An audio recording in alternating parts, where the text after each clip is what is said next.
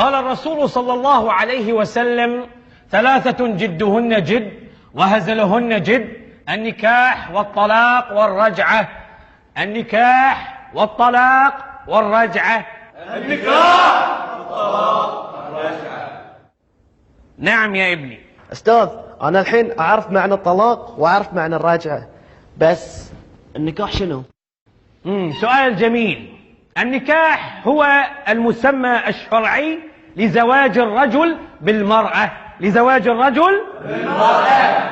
بس أنا أستاذ للحين ما فهمت. يعني أنا أجي أقول لك: يا فلان زوجتك ابنتي، وهو يرد علي ويقول: وأنا قبلت، فتصبح على هذا الأساس زوجته.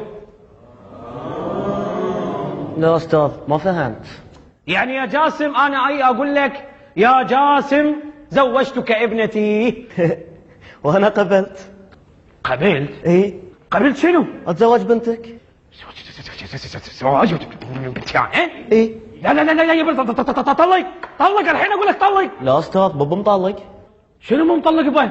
أنا كنت أشرح لك الدرس، ما كنت قصدي أنا أزوجك بنتي. أستاذ الحين أنا تزوجت بنتك على حسب شرحك لنا، وكل الصبيان في الصف الحين شهود، صح؟ صح.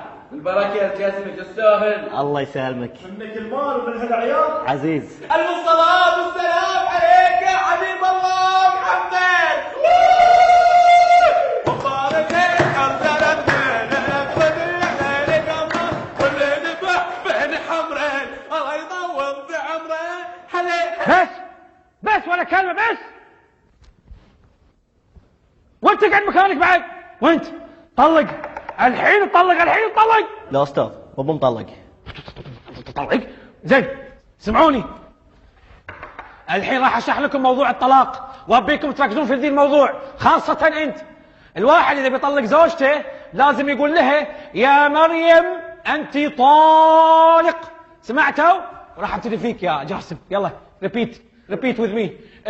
قول: يا مريم انت طالق. يعني الحين اسم بنتك مريم؟ حيا الله عمي ابو مريم. بس تدري عاد؟ قوم. المدير تعال